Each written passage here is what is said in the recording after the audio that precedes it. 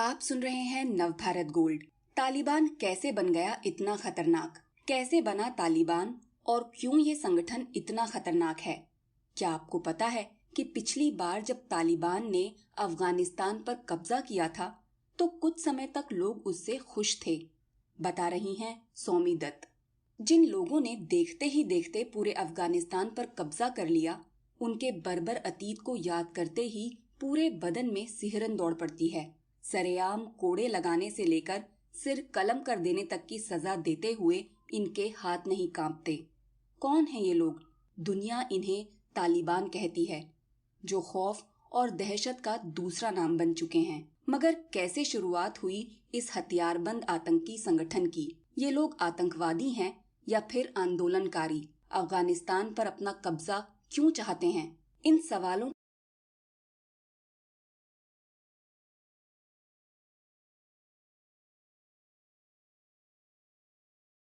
के लिए तालिबान के इतिहास को जरा खंगालना होगा।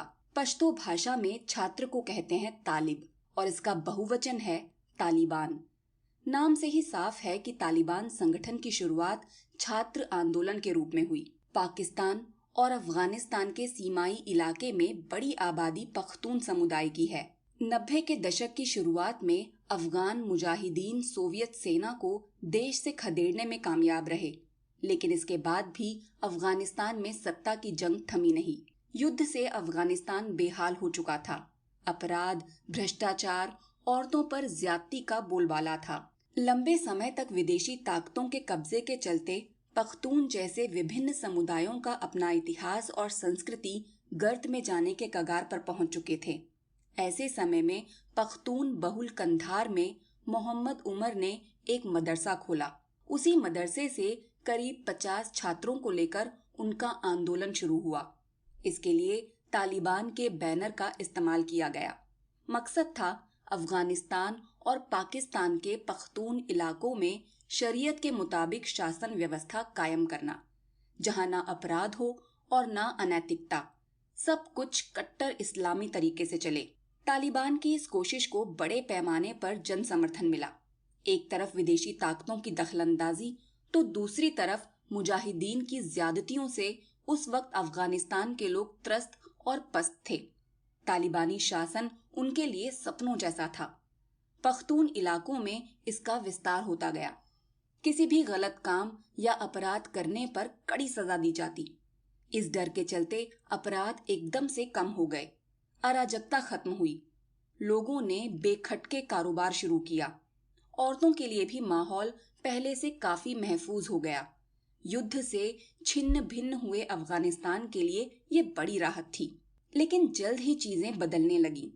तालिबान का बेरहम चेहरा सामने आने लगा। शरीयत को कट्टरता से लागू करने के नाम पर हिंसा का नंगा नाच शुरू हो गया। हत्या या नाजायज रिश्ते जैसे जुर्म में खुलेआम सजाए मौत दी जाने लगी। चोरी करने पर हाथ काट दिए जाने लगे। मर्दों के लिए दाढ़ी रखना जरूरी हो गया तो औरतों के लिए सिर से लेकर पांव तक को ढकने वाला बुर्का। 10 साल या उससे ज्यादा बड़ी लड़कियों का स्कूल जाना बंद हो गया।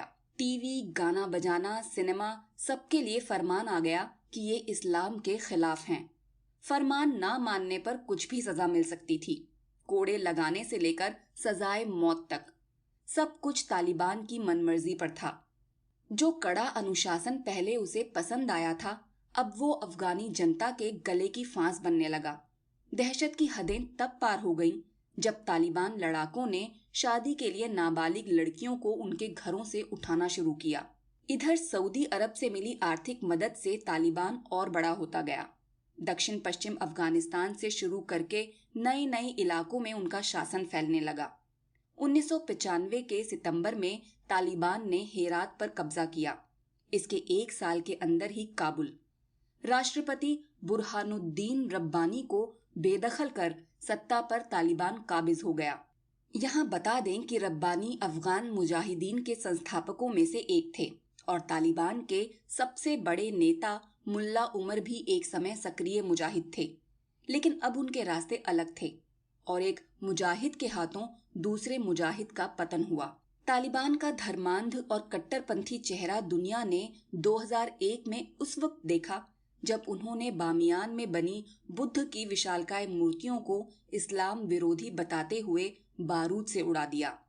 सारी दुनिया ने इसका विरोध किया, लेकिन दखल देने की किसी की हिम्मत नहीं हुई। तालिबान के इस मुकाम तक पहुंचने में पाकिस्तान का हाथ होना एक अघोषित सच्चाई थी। पाकिस्तान में ऐसे बहुत से मदरसे खड़े हो गए थे जो तालिबान लड़ाके तैयार करने का कारखाना थे। तालिबान के अफगानिस्तान की सत्ता हासिल करने के बाद जिन देशों ने उसे मान्यता दी, उनमें सऊदी अरब और यूएई के बाद केवल पाकिस्तान शामिल था। लेकिन तालिबान पाकिस्तान के लिए भस्मासुर साबित हुआ।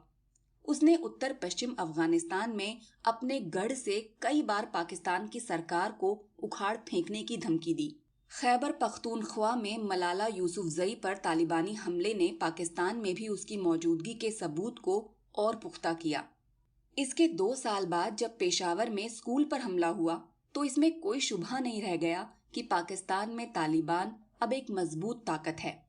अमेरिका ने पाकिस्तान में भी तालिबानी ठिकानों पर ड्रोन हमले शुरू किए। 2013 में ऐसे ही एक हमले में पाकिस्तान तालिबान के 3 बड़े नेता मारे गए और उसके बाद से पाकिस्तान में तालिबान का असर काफी कम हो गया। तालिबान के खिलाफ अमेरिका ने जंग छेड़ी 2001 में, जब सारी हदें पार हो गईं। 11 सितंबर 2001 को वर्ल्ड ट्रेड सेंटर पर हमले से दुनिया हिल उठी। पता चला कि हमले के लिए जिम्मेदार अल-कायदा के मुखिया ओसामा बिन लादेन और उसके पूरे आतंकी संगठन को तालिबान पनाह दे रहा है। ये बर्दाश्त के बाहर था। 7 अक्टूबर 2001 को अमेरिका और नाटो सेनाओं ने मिलकर अफगानिस्तान में अपना अभियान शुरू किया। 2 महीने के अंदर ही अमेरिका ने अपने हमलों से तालिबानी शासन को छिन्न भिन्न कर दिया। लेकिन तालिबान के उस वक्त के मुखिया मुल्ला उमर और अल कायदा के ओसामा को पकड़ा नहीं जा सका। कई तालिबान नेताओं ने भागकर पनाह ली पाकिस्तान में। अपने गुप्त ठिकानों से उन्होंने अपनी ताकत एक बार फिर धीरे धीरे बढ़ानी शुरू की। 2013 में तालिबान के कतर में अपना दफ्तर खोलने के बाद शांति वार्ता की संभावनाएं बनने लगी। अगस्त 2015 में तालिबान ने कहा कि अपने नेता मुल्ला उमर की मौत की खबर उन्होंने 2 साल तक छिपा कर रखी। मुल्ला मंसूर की अगुवाई वाले तालिबान ने शांति की राह पर लौटने की इच्छा जाहिर की। कतर की राजधानी दोहा में पिछले कई महीनों से अमेरिका समेत दुनिया की बड़ी ताकतें तालिबान से शांति वार्ता कर रही थीं। तालिबान एक तरफ शांति की बातें करता रहा, तो दूसरी तरफ अफगानिस्तान के एक के बाद एक प्रांत पर अपना कब्जा जमाने लगा।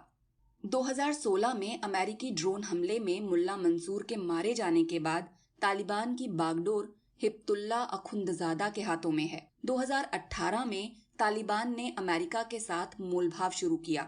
फरवरी 2020 में जाकर दोहा में दोनों पक्षों के बीच समझौते पर दस्तखत हुए। तालिबान ने वादा किया कि वे अमेरिका पर हमला नहीं करेंगे और उनके कब्जे वाली जमीन पर अल कायदा या किसी दूसरे आतंकी संगठन को पनाह नहीं दी जाएगी। दरअसल अमेरिका भी अफगानिस्तान में करोड़ों डॉलर खर्च कर 20 साल तक लड़ते लड़ते थक चुका था। समझौता होते ही राष्ट्रपति बाइडेन ने अफगानिस्तान से अपनी सेना हटाने का ऐलान कर दिया। इसके 5 महीने के अंदर अब अफगानिस्तान तालिबान के कब्जे में है। छात्र आंदोलन से तालिबान का जो बीज पड़ा, अब वो पौधे से होते हुए विशाल वृक्ष बन चुका है। तालिबान फिर से पूरे अफगानिस्तान में शरीयत के मुताबिक हुकूमत चलाने का सपना देख रहा है। यही वजह है कि अफगान जनता के साथ पूरी दुनिया इस बात को लेकर फिक्रमंद है कि क्या फिर से वो मध्य युगीन बर्बरता लौटेगी, जहां कोड़े लगाए जाएंगे, हाथ काटे जाएंगे और औरतों को घरों के भीतर कैद कर दिया जाएगा।